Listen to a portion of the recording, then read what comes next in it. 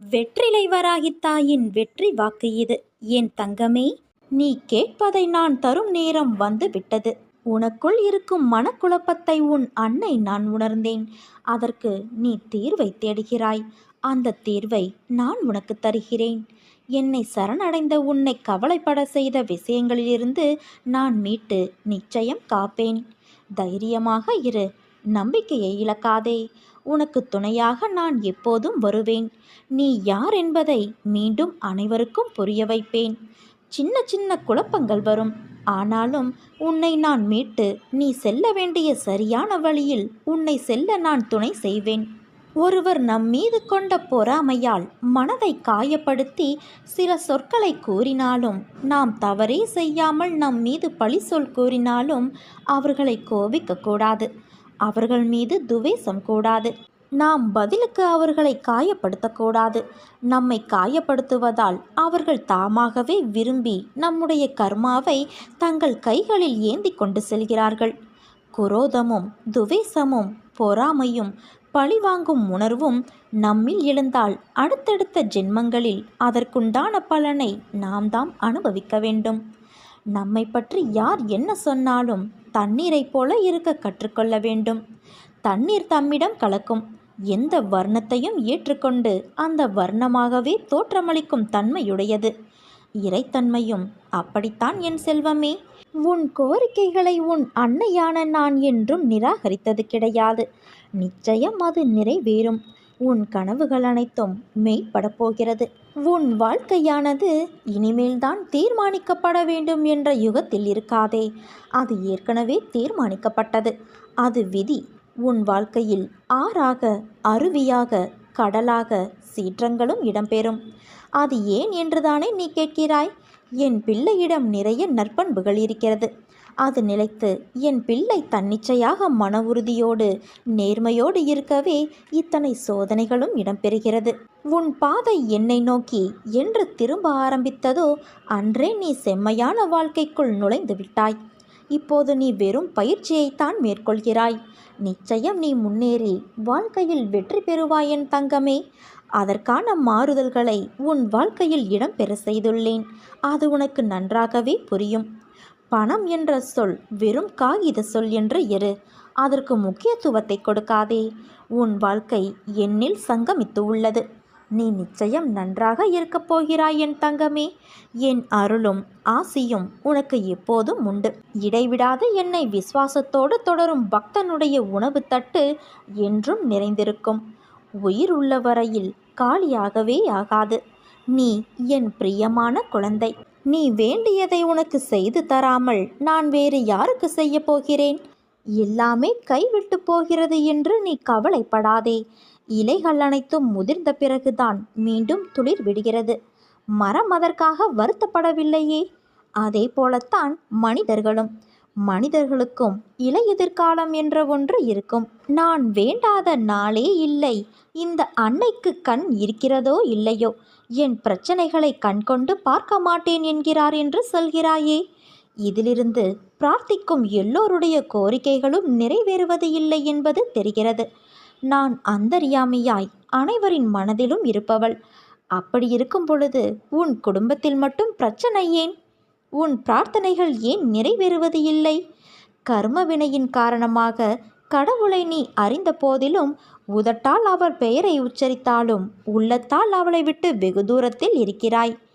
பொய், பொறாமை, வஞ்சனை, அவநம்பிக்கை, சந்தேகம் என எதிர்மறையான எண்ணங்கள் உன் உள்ளத்தை மொய்த்து கொண்டு இருக்க தூய்மையற்ற இதயத்தோடு என்னை நோக்கி நீ கூப்பிடுகிறாய்.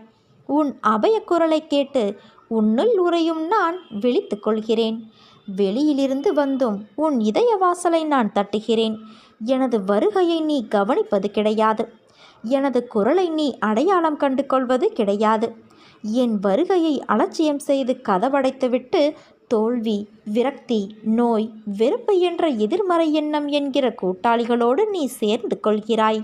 நம்பிக்கை என்னும் மச்சாணியை உன் இல்லத்தில் நான் தூவும் முன்பே நீ கதவடைத்து விடுவதால் உனக்கு எதையும் தர முடியவில்லை. நம்பிக்கை இல்லாமல் நீ எதையும் பெற்றுக்கொள்ள முடியாது. அதை நன்றாக நினைவில் வைத்துக்கொள். உண்மையாகவே நீ என்னை நம்பினால் பொறுமையோடும் விழிப்போடும் கவலைப்படாமலும் தூய மனதோடும் பேதம் பார்க்காமலும் இரு. உன் கஷ்டத்திலும் அடுத்தவருக்கு உதவி செய்ய உன் உள்ளத்தை திற. தன்னலம் துறந்து பிறர் நலம் நாடு. நிச்சயமாக உன்னை நான் தேற்றுவேன், ஆறுதல் தருவேன். உன் கவலைகளையும் நோய்களையும் போக்குவேன். நீ எவ்வளவு தோல்விகளை சந்தித்தாயோ அவை அனைத்தையும் நீ ஜெயிக்கப் போகிறாய். நான் உனது நிழலாக கூடவே வருவேன். என்னுடைய நாமத்தை உச்சரிப்போருக்கும் வேறு எதையும் நினைக்காமல் என்னையே துதிப்போருக்கும், என் வாழ்க்கையையும் என் லீலைகளை மட்டுமே மனதில் நிறுத்துவோருக்கும், இப்படி என்னை மட்டுமே தானாக ஆக்கிக்கொள்வோருக்கு உலகியலின் இருப்பும் உணர்தலும் நீடிக்குமா என்ன? இத்தகைய உயர் பக்தர்களை மரணம் என்னும் கோரப்பிடியிலிருந்து நான் லாபகமாக பிரித்து எடுத்து விடுவேன். உனது முந்தைய நல்வினைகள் அதிகம் உள்ளது. அதனால்தான் நீ இங்கு வந்துள்ளாய். இப்போது நான் சொல்வதை நீ கவனமாக கேள். செல்வமும் சுபிட்சமும் நிலையற்றவை. உன் உடல் அழியக்கூடியது. அதனால் ஆசைகளை முழுமையாக துறந்து கடமையை செய். சில துன்பங்கள் பிறரால் வருவது. ஆனால் பெரும்பாலான துன்பங்களை நாம் தான் தேடிக்கொள்கிறோம். மகிழ்ச்சியாக இருக்கும் தருணத்தில் நீ சில எல்லைகளை மறந்து விடுகிறாய். எல்லை தாண்டி செல்கிறாய். அதனால் நீ துன்பத்தை அனுபவிக்க வேண்டியுள்ளது. எந்த காலகட்டத்திலும் நீ சில விஷயங்களை மனதில் ஞாபகம் வைத்துக்கொண்டு செயல்பட வேண்டும். உன்னை சுற்றியுள்ளவர்கள் பற்றி உன்னை குறிப்பால் பல முறை உணர்த்தியுள்ளேன். அதை புரிந்து கொண்டு நீ செயல்படு. இப்போது உன் மனதில் உள்ள கவலைகளுக்கு உன் அன்னை நான் ஆறுதல் அளிப்பேன். உன் உள்ளத்தில் ஏன் இவ்வளவு குழப்பம்? என் அனுமதியினால்தான் எல்லாம் நடக்கிறது என்று உணர்ந்துவிட்டு பிறகு தேவையில்லாமல் ஏன் யோசித்து குழம்பி மாட்டிக்கொள்கிறாய்? உனக்கான அனைத்தையும் உன் அன்னை நான் சரி செய்து வருகிறேன். அதை நீயும் உணர்கிறாய். எல்லாம் என் அன்னை என்று விட்டுவிடு. உனக்கான அனைத்தையும் நான் செய்வேன். உன் உழைப்பை வேகமாக உயர்த்து.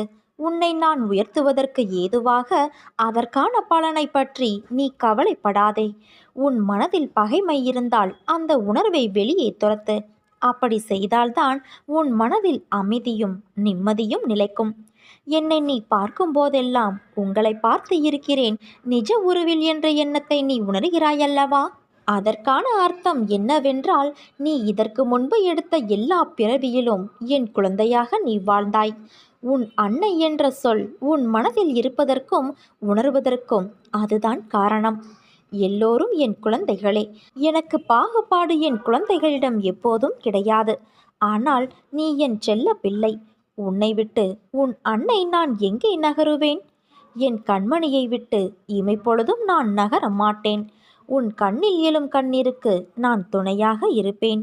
என்னிடம் நீ கொண்ட பற்றும் பக்தியும் அன்பும் நான் அறிவேன். உன்னை நீ காயப்படுத்தாதே. உனது ஆத்மாவான நான் அதில் இருக்கின்றேன். என் நாமத்தை உச்சரி. அதுவே உன் மனக்கவலையை போக்கி தெளிவு தரும் மருந்து. உன் மனக்குறை அனைத்தும் பறந்தோடப் போகிறது என் செல்வமே. உனக்கான காலத்தை நீ தொட்டு விட்டாய். நீ எல்லா செல்வ வளங்களையும் பெற்று சீரும் சிறப்புமாய் நிம்மதியான மகிழ்ச்சியான வாழ்க்கையை பெறப்போகிறாய். முடியும் என்ற அதிர்வை உன் மூச்சாக கொண்டு செல். உன்னால் எந்த வீழ்ச்சியின் எதிர்மறையிலிருந்தும் சூறாவளியாய் மீண்டு வர முடியும். வருவது வரட்டும் என்று விட்டு விடாதே. எனது பாதங்களை உறுதியாக பற்றி கொண்டு எப்போதும் நிதானத்தோடும் சதா காலமும் என்னோடும் ஒன்றி இரு. உள்ளம் உயிர் இவற்றால் என்னை நம்பு. அப்போது நீ மிகுந்த பலனை அடைய முடியும். எந்த இடத்தில் உன்னை வேண்டாம் என்று ஒதுக்கி வைத்தார்களோ அதே இடத்தில் இறைவன் உன்னை உயர்த்தி வைப்பான்.